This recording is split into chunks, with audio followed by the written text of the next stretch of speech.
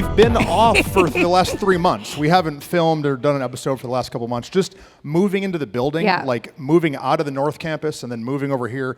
There's just been too many moving pieces, and Easton, as our producer, has his hands more than full. Yeah. And so we thought, well, let's take a break. Let's take a little hiatus. But we're excited to get back into the rhythm. You know, the other people that make the Tug of More possible, other than Easton, that's true, is Aaron and Rachel. There are real life top fans that tell us we can do it, that they love us, and the great content with which to share. You know, I think that if you guys have followed More Church or the Tug of More at all, Whitney and I have kind of a unique dynamic amongst a lot of ministry leaders, that her and I aren't married, but yet we lead together very closely. And the only reason that can happen is because of the confidence and security of these two. Yeah. That they are confident in their calling and in what God has for them. And so they allow us to run in the lanes that we're running in. And so everything we do is because of y'all. That's right. So thank you Good guys job, y'all. Love y'all. for enabling us. Thank you. So tonight we just want to have a conversation like we do every week, but we feel like this one's a little more intentional. You know, when we first started doing the Tug, I remember the first episode. Yeah. The very first episode that we recorded, we were like, we're just going to be chill, right? We're just going to be a conversation, right? And we show up, and this man brings his laptop with all the bullet points and all of the notes and all of the scriptures, and I was like, you cheated. Yeah. You super cheated. We had agreed no notes. Right. That's what we had agreed. We're just going to talk. It's just going to be talking. Just a conversation. But the preacher in me could not help but bullet point and strategize and create a direction and a landing zone. And so I think our first episode, I had a laptop out. Oh, you did. And and so then realized that's not the goal. That's not the goal, right? Yeah. That the goal of it is to just allow the Holy Spirit to come into our conversation. What we felt like was that that's what was happening in all kinds of conversations anyways. But let's allow the Holy Spirit to come into the conversation and to really help people step into the more that God's called them to. Use our life, use our story, use what we're walking through as kind of an example and as a canvas for helping other people step into it. I remember we were going somewhere as a staff. Yeah. And while we were in the car, we're in my truck, and while we're all driving there together, we were brainstorming a series that was coming up. And so we're just kind of popcorning ideas and shooting concepts back and forth, and this would be good, and the people need this, and that person's story would tie in here. And somebody on the team said, this is what the Tug of More needs to be. It's just a behind-the-scene conversation about like how ministry is produced. Right. And so the content that we've created, the last 99 episodes, are all over the place. We have some that are leadership-based, some that are family-based, some that are for church ministry, more specific. I see one that says your words matter, like talking about your words. We talked about leading from the second chair, like if you work for an organization but you're not the boss, how do you lead in your home? Wives, how do we lead from honoring our husbands? Like we've got all kinds of conversations that we've had, and so most of them are conversation based. You can go back if you're not yet a fan of the Tug of More, but you just came for the popcorn and ice cream. You can go back and watch a lot of the episodes and catch up. Tonight's going to be a little bit more unique because it is a specific word that we feel like we're sharing, but it is also true that we have no notes. So we are going to go Tug of More style and hope and believe that it's going to be the word that you need. We don't have any notes, but we do have some props. That's true. Because for me as a communicator, I'm a prop guy. It's how I think. And so what we want to talk about tonight is kind of birthed out of a conversation that I had with my mom and dad probably 10 years ago or more. More than that by now? I don't know, 15, a long time ago. They can tell us. Yeah. So are we ready? Yeah. We'll just jump I think we're ready. I think Brady and Des, they're going to come steal these chairs from us because we're going to stand up the rest of the time while we talk. Yeah. So, dude, we have powerful women around here. These two were unloading chairs earlier. They were not even nervous. So, growing up, my mom and dad ran a cleaning company, cleaning people's homes and businesses. And so the way that worked is my mom kind of focused a lot on the sales of the jobs and navigating the employees, the girls that, were kind of going out and cleaning houses. And my dad handled the books, handled the finances, handled the structure and the systems. And I grew up in Flint, Michigan, which is not the same as the DFW Metroplex. Yeah, there's a little bit different challenges there and kind of a little different situations. Dynamics, And so they were struggling with staffing. like trying to get employees to come in and do the job and not steal stuff out of people's houses and not lose keys and sell vacuums on the internet for their money and like all kinds of crazy stuff. And so my mom and dad were battling this business. And if you're a business owner, you battle your own business sometimes, you know? And so I was home for like Christmas break or something, and I could just feel the stress on my mom and dad about this business. And what was happening was my mom has a pastor's heart. And so the girls that worked for them, the employees, would come in with a sob story a little bit of like how life was hard and, you know, my baby daddy and my car broke down and like all the stories. And my mom has this big heart. And so she would listen to them and cry with them and pray for them and give them money my dad didn't know about, right? And buy them tires and do all these things to bless them. Where my dad was kind of, if you know my dad, is kind of on the other side of the pendulum of a little bit more choleric and direct and aggressive to like deal with. And both are super valuable and needed personality traits in any business that you run. My sister is protecting me. And so I knew this, I saw this as a younger man watching what was happening in their business. And I felt like God gave me a prop for my mom and dad. And so I went to like Walmart or somewhere and I bought something. And I came in and I said, Mom, Dad, I want to have a meeting with you. And they said, okay. I said, Mom, you are a fuzzy slipper. This is your gift. This is your personality. This is who you are. These girls that are working for you, when something isn't going well, you are kind and gentle and nice, and you're a fuzzy slipper. And I said, and Dad, you are a combat boot. This is so long ago. Remember the TV show American Chopper? Like with the dudes that are Paul Sr. making motorcycles. The Tuttles, and he's punching things and all that. And so I was like, Dad, you're a steel toe boot. You know, this is kind of how you operate. And so what was happening is, Mom, you're being too nice to the girls. And Dad, they're all terrified of you. And so I said, I have a gift for you. And what I want you to do is I took the pink slipper and I said, Dad, this one's for you. I need you, when you come into work, to put this on. Now, not physically put it on, but put it on. That when you're here in this business, you have to intentionally get here and think, I'm a fuzzy slipper. I'm gonna smile, and I'm gonna be nice, and I'm gonna talk to these girls, and I'm just gonna be the nicest that I can. And so my dad took this and he put it on a shelf in his office. And I said, Mom, I need you to be a size 13 steel toe boot. And I said, I need you to take this. And she did. She put it on top of her computer monitor for years. And I said, you're the business owner here. And so when something's happening, you have to choose, I'm not going to be always soft and nice. Yeah. Sometimes I got to kick somebody's butt if I know that they're lying to me.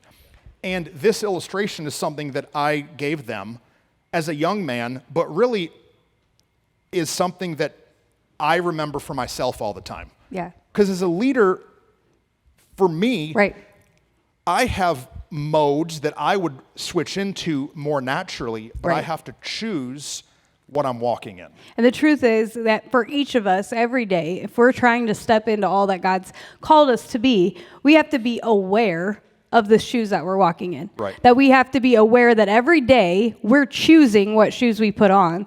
And often, many times in a given day, we have to make a decision of what shoe is the appropriate one to wear in any given situation. That it's not just that you start the day in a house slipper and you wear the house slipper all day, or you start the day in a steel-toed boot and you wear it all day long. But there are different circumstances, different relationships, different conversations, and different moments and different seasons of our life where we have to be really intentional what shoe we're wearing on our feet. For how we lead our businesses, right? How we lead our families, how we lead ourselves. And you may have to put on 10 different pairs of shoes right every single day to be able to navigate the thing well. Right. Nobody's wearing this around the house just for comfort. You get home and you put something a little bit more comfortable on. That's right. But nobody's wearing this to go and do a hard job. But sometimes what we can do in ourselves is we just get in a mode And we only operate in that mode everywhere we go, every relationship that we have, every conversation we have, we kind of act that personality. We say things like, this is just the way that I am, or this is the way I do what I do. But we have to understand that when we want to step into more, that there are more shoes that God wants us to put on our feet. There are more times, more seasons, more things that he wants us to be aware of, and it's time to change shoes sometimes. And so tonight, everybody got dressed to come here. We did not send out a dress code, right? We just said, show up, would love to have you. And all of you picked shoes to wear here tonight. That's true. And the shoes that you're wearing tonight is just what you're probably comfortable in. Right. The shoes you're wearing now, they probably represent the most middle of the road you. Right. Because this is just a casual environment, a comfortable environment. And so most likely you chose something that you feel pretty comfortable in. That's what we all do. Yeah. And so I think that Whitney and I, we both have shoes that kind of represent just us. Like the most standard Truston, it's just a pair of some Air Force Ones. Right. This is just the most standard me. I wear these on Sundays. I'm wearing a pair right now. Anytime I see a pair that I like, size 13, I snatch them up.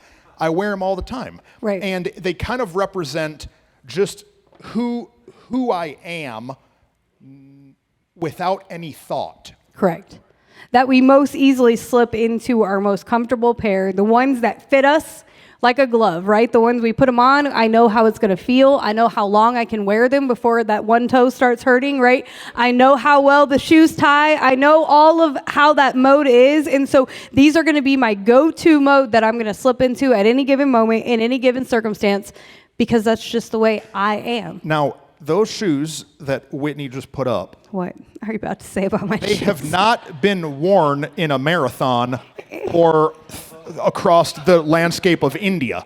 She bought them. These are new. This is how they come. They're supposed new. to look like that. Yeah, I paid extra for them to look like that. She took some of us to the store, and they right, thankfully in the store they just didn't sell my size. There you go. And there you so go. I was able to navigate buying those shoes. But that's just what we're comfortable in. Right. And so you know what? These are not fitting for everywhere I walk. Right. If I'm doing a construction project, I'm not wearing these. Right. If I'm going to the beach, I'm not wearing these. Right. And the same thing with our tone to people, our facial expressions, Right. our aggression, our Right. passivity.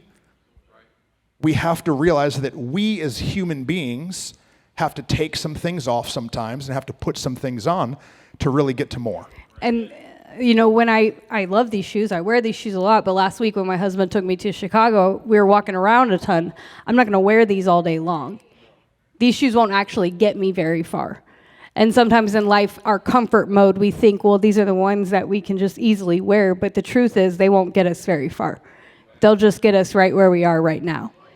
And if we want to step into the more that he has for us, we have to be willing to evaluate what shoes we're wearing and where we need to change them. And so the illustration I gave to my mom and dad was that their natural personality is a gift. Correct. It's a huge gift. It's who they are. It's who God made them. But in certain moments, there had to be a leadership decision Right. to make a shift. Not to be fake. Right? Not to pretend or become an actor. Absolutely. But to lead themselves. Yeah. And to lead the people around them through making a change. And Right. so tonight we just have a handful of illustrations to... You start. Okay, I'll start. So I brought these pair of boots. I bought these, Rachel and I bought these at the Buckle at the Parks Mall so long ago. They're on sale for like $65. And so I bought these before we planted the church. And so these are over 13 years old. And I wore these boots every day, every Sunday for years, 5 years, because we were broke. When we planted the church, we left full-time job at a mega church, getting paid well, a company card, gas allowance, all the things, to come and plant for no money. We still had our house for sale in Houston. It wouldn't sell because our house was near NASA, and NASA lost a bunch of government funding right when we put our house on the market.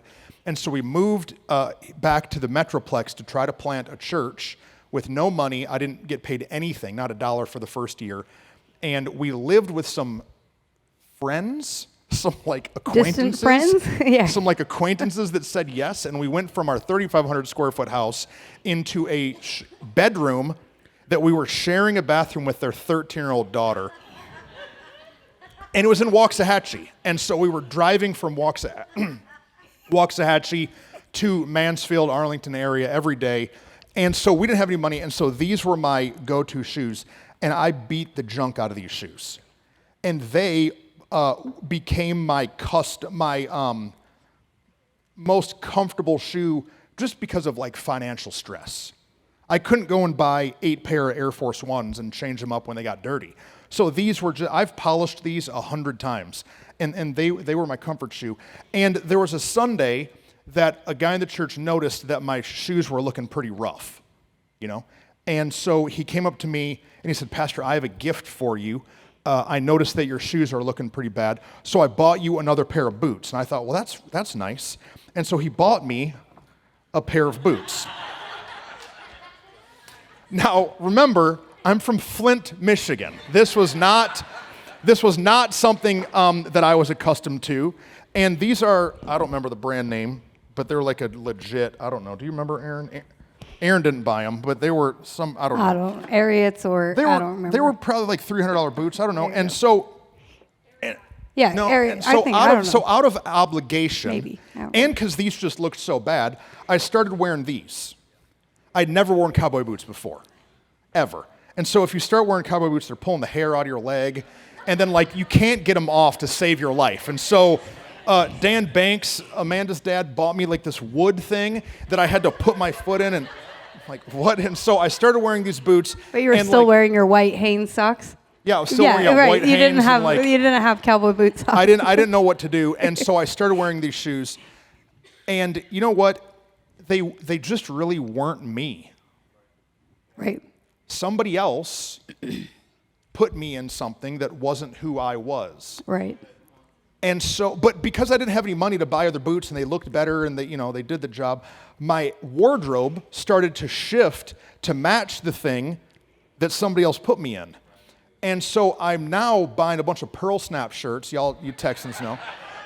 I'm buying pearl snap shirts because this doesn't match those. And so I realized that, man, I've let somebody else influence who I am. Right, right.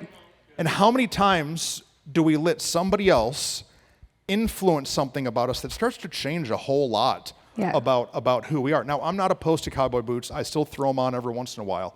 But it was just a reminder to me that I have to be careful of who I let influence who I am. Well, because also for you in that season, those people felt like very influential people. Those people felt like people who could really make a difference in the ministry, in your life, in your circumstance. And sometimes if we're not careful, we can allow someone else's voice that we maybe feel a little intimidated by or a little insecure by to shift us into, well, maybe if I do it the way they said, then maybe I'll be who I'm hoping I can be. Yeah. And we have to be aware of those voices and realize, why am I allowing that voice in? Yeah. On the flip, I have a pair of cowboy boots, actually, though, that my husband bought for me one year for my birthday. And I honestly, when he bought them, I think I told Rachel, like, why did he do that? I don't wear cowboy boots. That's not who I am, but he's Mr. Fort Worth, and they wear cowboy. That's the way we roll. And at the time, I hadn't put cowboy. I'm from Oklahoma, but y'all, I grew up in the city. I've never put cowboy boots on in my life. But what I didn't know, he was like, well, you just trust me. I think you'll actually like them. I think you'll find them fun. You love shoes. This is just another iteration of shoes, a genre for you to try. And the truth is, he was right. In that season, they were fun. It was something unique to add to my wardrobe. It was something just to try out. But because he was a trusted voice in my life, it's good. Then I needed to listen to his influence. Yeah.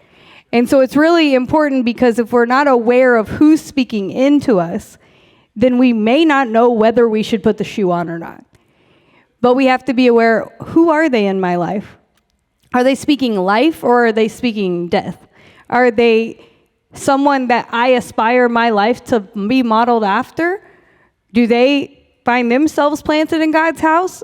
Are they living by his word, or who are they in your life, and whose voice are you allowing in? And I think that for me in that season, I just needed just something fun and different. Yeah. And I needed to just trust my husband. And so now I got like 4 pairs of cowboy boots, and they're just fun, and I just wear them when I want to be fun and fancy. But you have to, he did create a monster a little bit, but that monster was already alive. Yeah. You know, That's true. She's talked about it. She used to work in cosmetics, you know? Yeah. And so she was Why? working. This has nothing to do with the illustration. Hey, yeah, but you have no notes. So I just say, so Whitney's at the mall working, and Rachel and I went up there to visit her, and she says, guys, really, Rachel. Yes. She's like, Rachel, I have to ask you. And from behind the counter, the perfume counter, she pulls 3 boxes of shoes. And she says, look at these shoes. There's a sale, 60% off. I'm going to buy these 3 pair of shoes. And I'm like, they're the same shoe, just like this different shade of color, you know? And now I got my boys back. I got to have my boys back. I'm like, Whitney. They're not the same. These are the same shoe. Why are you buying 3 of these? Just buy 1 of them. And so I don't know what she pretended like she put 2 back. I probably bought 2. So that monster was already good and alive. Yeah. Okay, moving on to the illustration. Oh, no, I don't know. Yeah. I'm just kidding. You know, I think you talk about the trusted voice.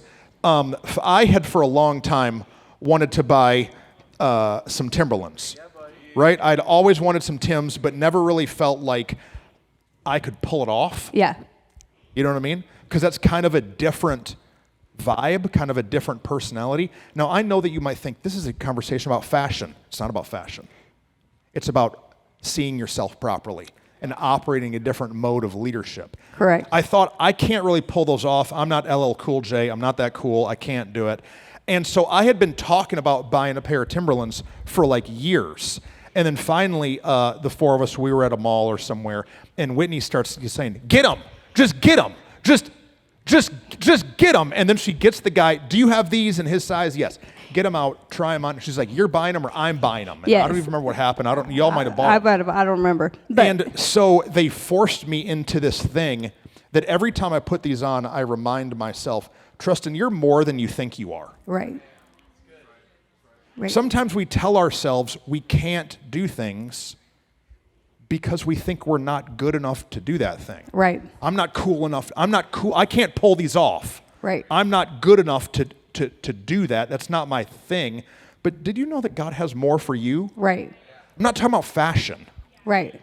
I'm talking about your leadership. I'm talking about the words that you speak. I'm talking about the dream that God put in your heart that you've beat up with insecurity, saying, I can't do that thing, or, man, I screwed up back here, and so God, he was going to use me, but I made some bad decisions, and he can't use me. No.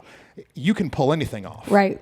God can use you to do more than you can imagine. Absolutely. And so are you willing to look at yourself and to put on the shoes that someone else has been cheering you on to put on for a long time? Yeah. How many of us allow ourselves to be held back from what we should be stepping into because of our own insecurity, our own fear, our own doubt, while others around us are saying, I believe in you. You got this. You can do it.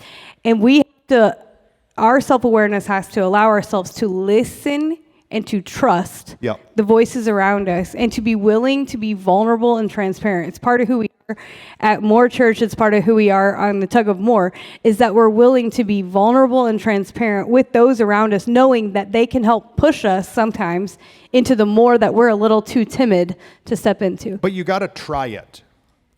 Try it. Yeah. You know how many times I talk to people about getting involved in a ministry at the church, and they say, I could never be a prayer partner. Why?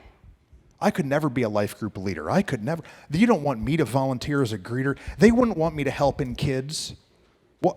Why? We pigeonhole ourselves into things we can't do, and then for our whole life we only buy 1 pair of shoes, and we just buy 1 color jean and blue shirt, and then this is just who we are. Right. And we just dress ourselves in a certain way, but we do the same thing over our abilities. Yeah, but a lot of us, we want to step into the more that God has for us. Maybe you have somebody cheering you on, but you're like, okay, there's still some things missing. Well, something I really realized in this season of turning 40, and something we talk about on the Tug of More all the time, is that discipline is required piece in stepping into anything hard that God's called you to. Those are workout shoes. Yeah, I'm about to tell them. Oh, you are? Okay. Yeah. They're beautiful. They're beautiful workout shoes, but they're workout shoes. You can do hard things. You can do hard things. We like to avoid doing hard things because why? They're hard. Yeah. But you never get to more by just doing easy. And at 40, I'm learning that I have to work out if I want to not gain a bunch of weight and become just lazy lump on the couch, right? Like, that's a real thing. That's true for my life. If I want to be healthy, if I want to continue to thrive in what God has for me, I have to have the proper nutrition, the proper discipline, the proper time to wake up in my day, the proper schedule in my life, the proper balance between work and home.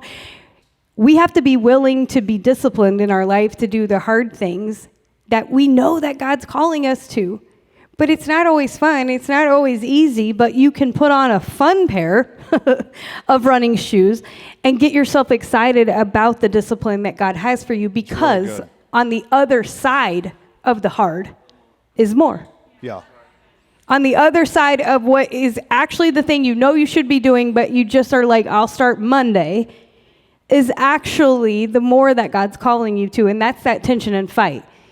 To allow yourself daily to choose the discipline, whatever that is for you, that you know you need to do.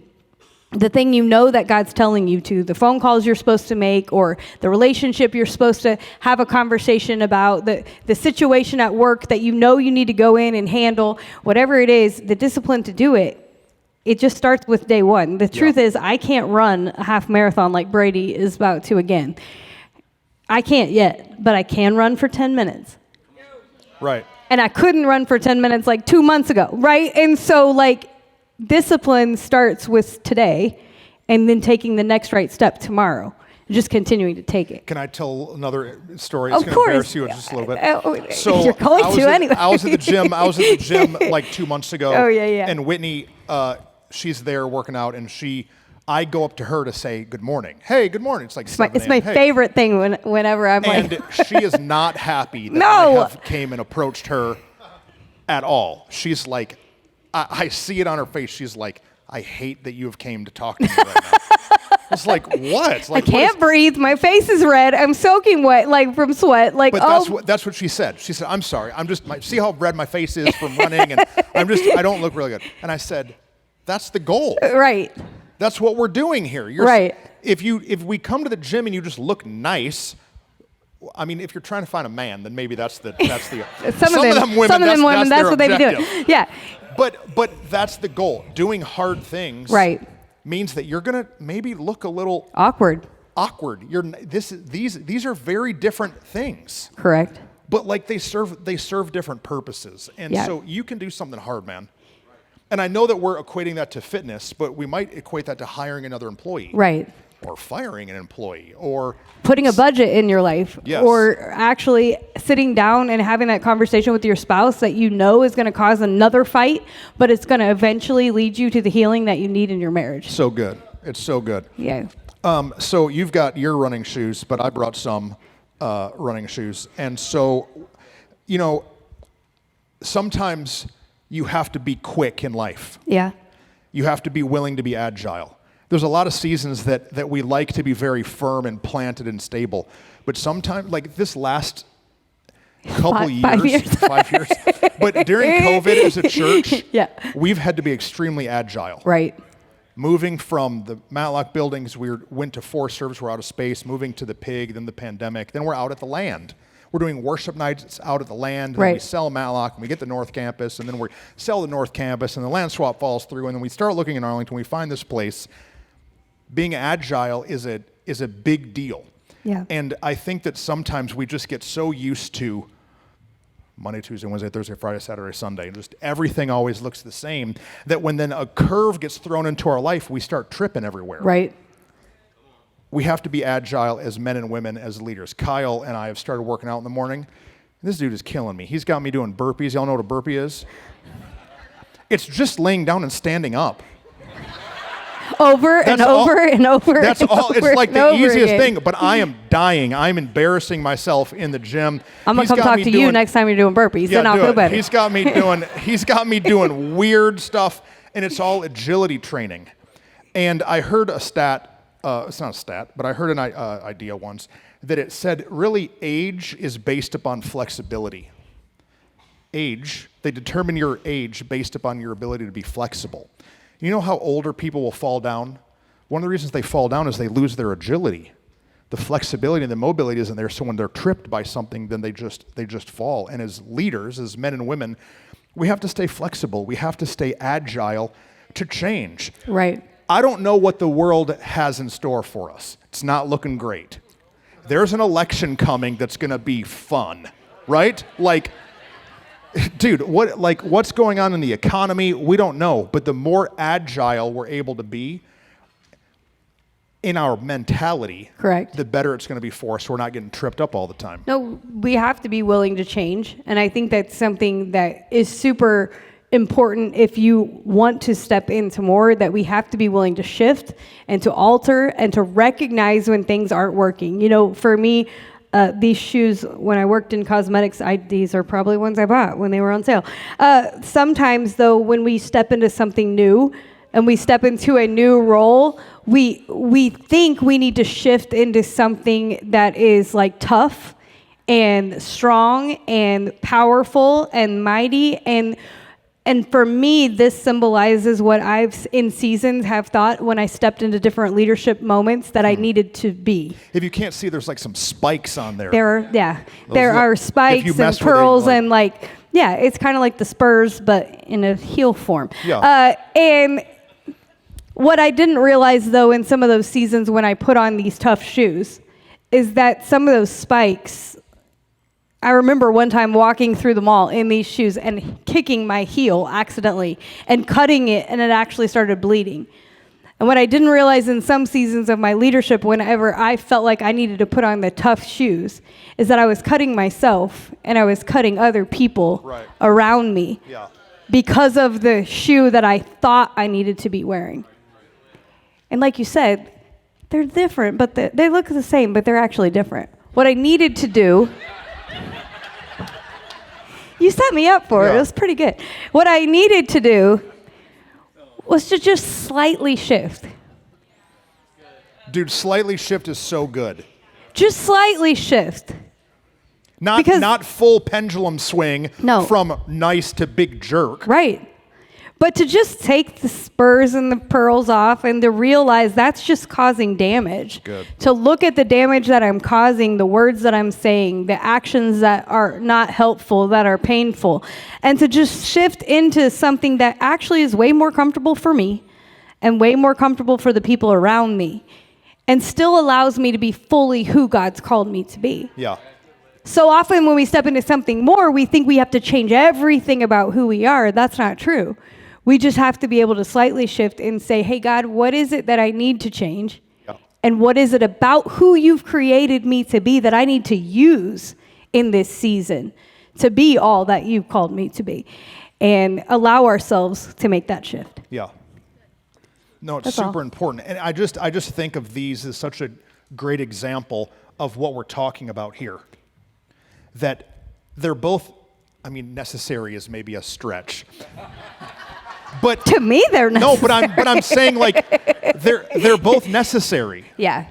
They're both necessary, and as people, we have to just be aware that we need to be willing to put on something new as we walk into new rooms. You're walking into different rooms in those shoes. Right. And it's going to set something off in you different. Absolutely. I remember when we bought our Matlock building, we had to repaint the parking lot stripes. And so I got a bid of how much it was going to cost to redo the parking lot stripes, and we had to move them.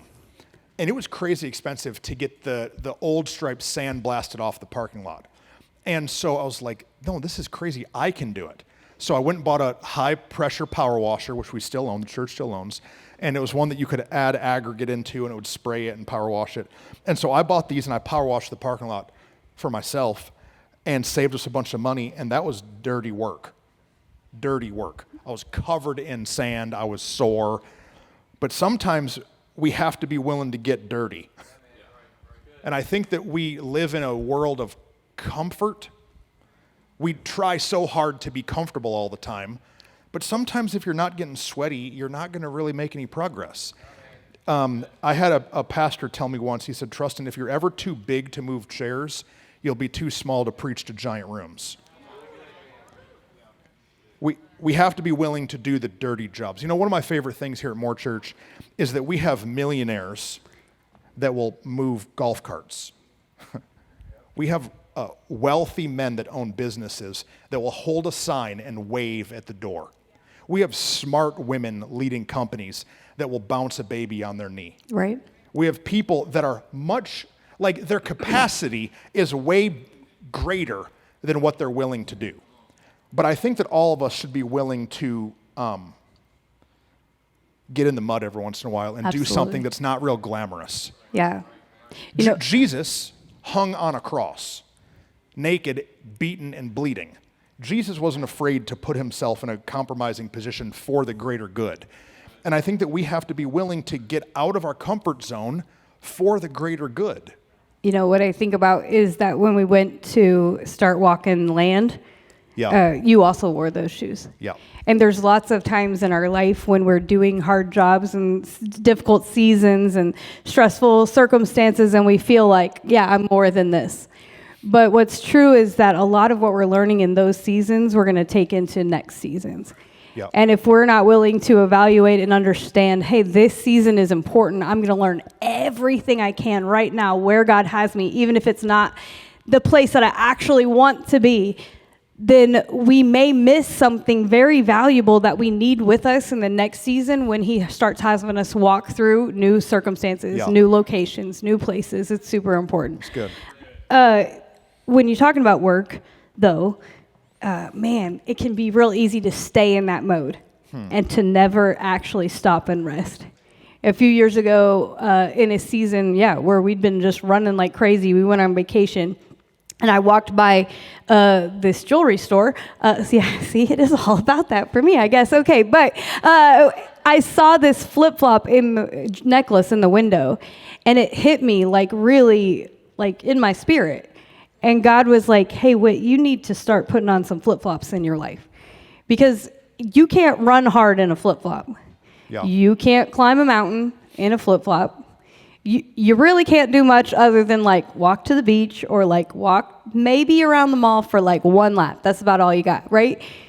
There are seasons in our life when we have to recognize that we're running too hard. It's really good. That we're doing too much, that we have injured ourselves and the people around us. Come on. And now it's time to slip on a flip-flop and just chill the junk out. Yeah. We get, especially those of us who struggle with wanting to step into more, we get really stuck thinking that if I stick into that mode, I'll never get out of it again. But that's not true. Rachel reminded me a long time ago, she's like, you've been this way.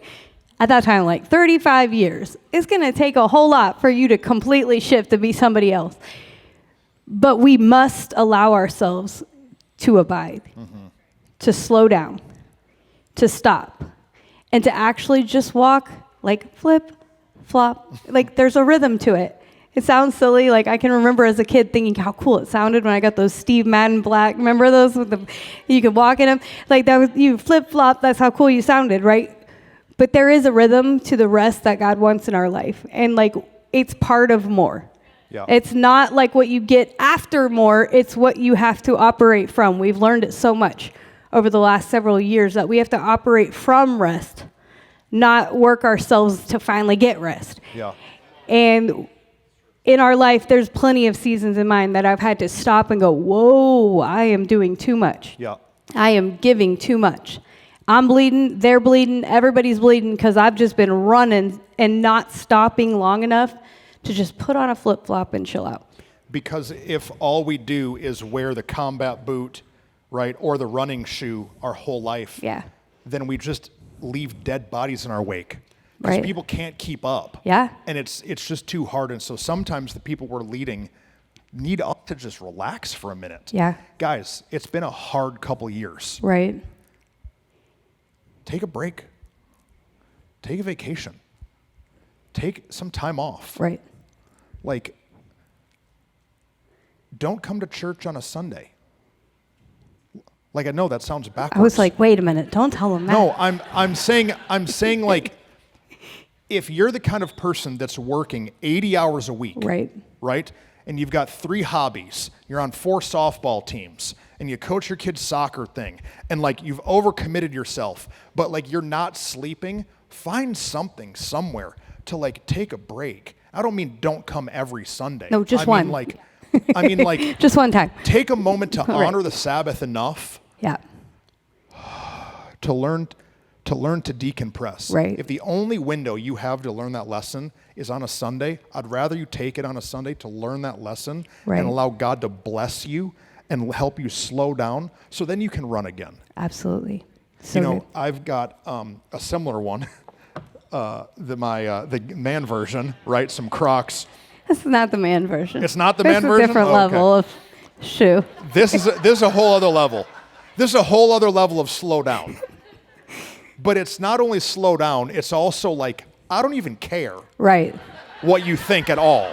Come on. If I'm wearing these, I don't care what you think at all. Right. We took our kids to Great Wolf Lodge not too long ago. Well, it has been a minute. We took our kids to Great Wolf Lodge, and I brought like a handful of different shoes. This is the only thing I wore the entire time.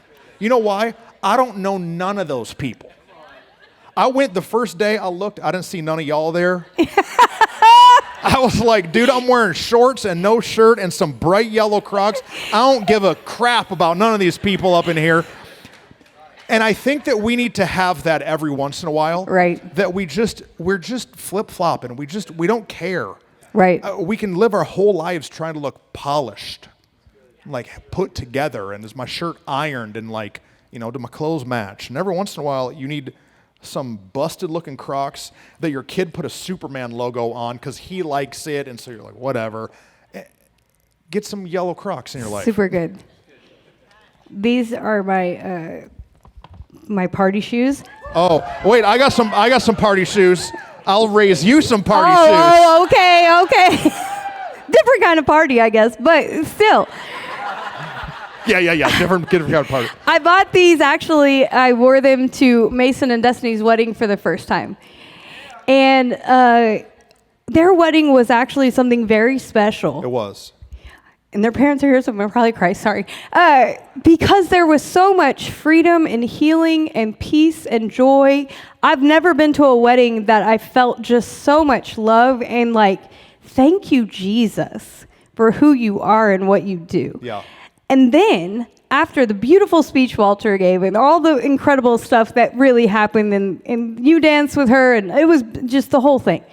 Then we all danced like nobody was watching. Except everybody was there, but it was fine, because I am not a good dancer, y'all. Like, I got the Elaine Benes, that's all I got. That's it. It's not good. But Phil was like cutting a rug like I never Phil was seen. Doing it.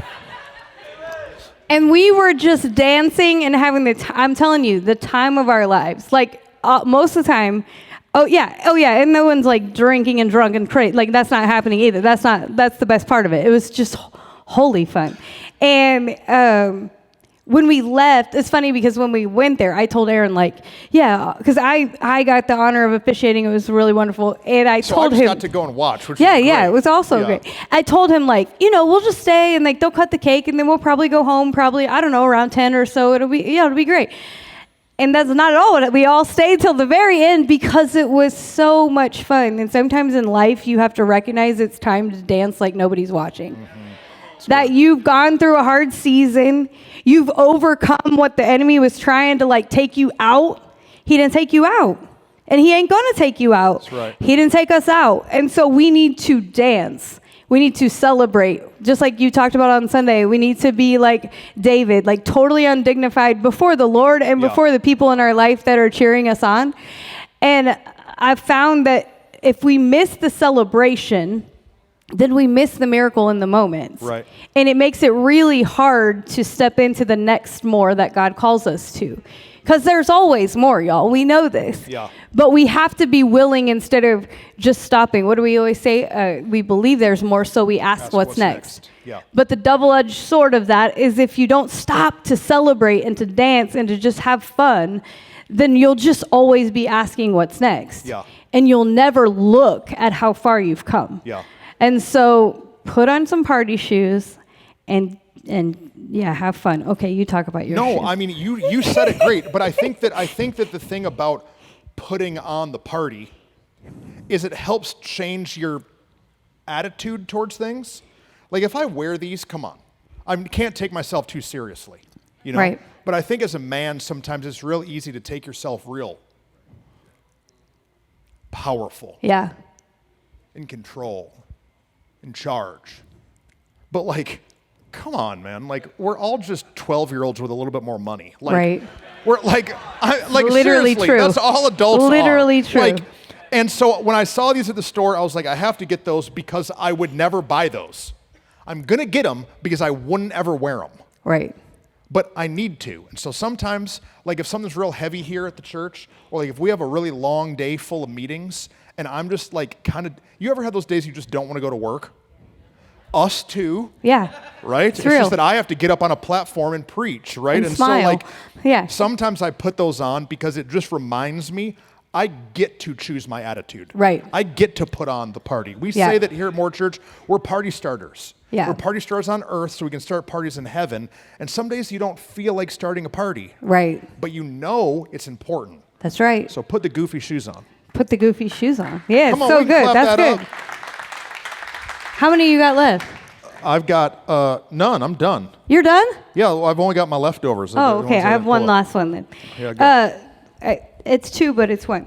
I have these bright sparkle shoes. Look, all of my shoes are like elaborately ridiculous. Prince Ali, fabulous he, Exactly. You just proven my point for me because sometimes you feel called to things that feel kind of ridiculous or absurd or too big or too loud or too like unique. But you have to remember that God made you specifically you. That's right. Your uniqueness is set apart. There is no one else coming to be you except you. Yeah. And so in the shoe game that we're talking about today, it can be easy to wake up in the morning and to just put on your comfy shoes every day. Yes. But not to remind yourself and remember that you were made specifically on purpose for a purpose. Yeah. And that it's easy to get stuck in the mundane of being a mom and taking the kids to where they need to go and making dinner, or being a dad that's a provider and how many hours am I working and did I get my comp time and the computer system and like, but recognizing that you uniquely are you, set apart for a reason. And no matter what anybody says or what anybody thinks about it, don't let anyone dull the light that God's put inside of you. That's good. You were created to shine. I used to tell my kids every night before they went to bed, don't forget you're a leader and you're the light. Mm-hmm. And everywhere you go, you're a leader. You might be here at Tug of More hearing us talk about being a leader, and you're like, no, that's for y'all. That's not for me. No. The fact that you're here, you're a leader. Yeah. And the light of Christ is in you. And so everywhere you go, you are uniquely shining. Yeah. And don't ever let anything dull that shine. So good. Choose to put on your sparkle shoes. Yeah. I got a lot of sparkle shoes, I guess, but whatever. I need to get some sparkly shoes, I guess. I don't have very many sparkly shoes. You know, all of these different shoes are needed in my life. Yeah. This, and I've got more, you know, that make up the functionality of who Truston is. Yeah.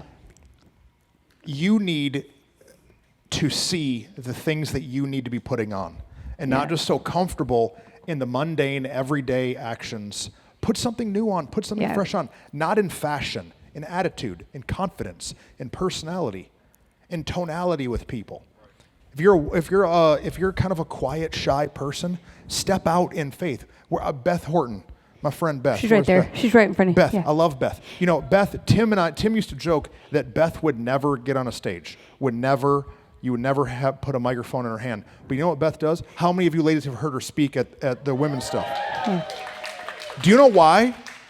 Because Beth chose to take off comfort and put on something a little scary, and through that it impacted you.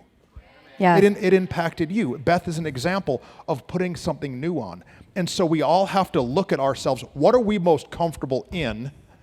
And maybe we need to leave that in the closet for a while. Yeah. And we need to say, I want to step into something more. I have one last thing to close. Sorry. Do it. I have these shoes. They have paint sparkle splatters all over them. And I just feel like there might be somebody here that you're still walking around in shoes that have the splatters of the last season on you. And it's time to just take those off and throw them away. Mm-hmm. You don't even need to leave them in the closet anymore. You don't need to actually put them anywhere that you could ever pick them back up again. But if you're walking around and you look down and you feel or see the last season, the last 3 seasons, it says 4 different paint colors on it. I don't know what you've walked through or what that is. God wanted you to come tonight to recognize that there's a whole lot of other options for you to wear and to walk in. And you don't have to carry that around anymore, and you don't have to see that anymore. God doesn't see it, we don't see it, and you don't need to either. And so his mercies are new every morning. In fact, that's what these shoes are, is from that series. Mm-hmm. And so today, I just want you to know that his mercies are new for you. And that if you came for no other reason than to know that he loves you more than you could even imagine, that's not usually what we talk about on the Tug of More, but that's what we believe with everything inside of us. That's right. Every single day. It's why we get up in the morning. So love y'all. Hey, we're really glad that you guys are here. And for everybody that's watching this online, on YouTube, on one of the different programs, and we're glad that you're joining us in part. And so we want to take a minute to pray for everybody in the room, but to pray for you at if you're in your car or watching at home or wherever, that you would start to step into everything that God has for you. That's Pastor, right. would you pray for us? Yes, Jesus, thank you that you do have more for us. That you don't leave us where you found us, but that you call us to something more. And so, God, tonight we just evaluate where we're at, and we ask you to help us step into the new season, the new shoes that you've called us to. Give each person strength. Everyone here and everyone listening, God, that you would allow them to see themselves how you see them, and that they would step into everything that you've called them to, that there'd be nothing holding them back, that they'd be in fullness in their life of everything that you desire for them. And God, we love you and we thank you in Jesus' name. Amen. Amen. So good. Yeah. Now, what we want you to do to help us is to like, tag, share, follow. Share this out with somebody that you think it might be meaningful to. And we'll see you next time on Tug of More. Yes. Love y'all. See ya. Yeah.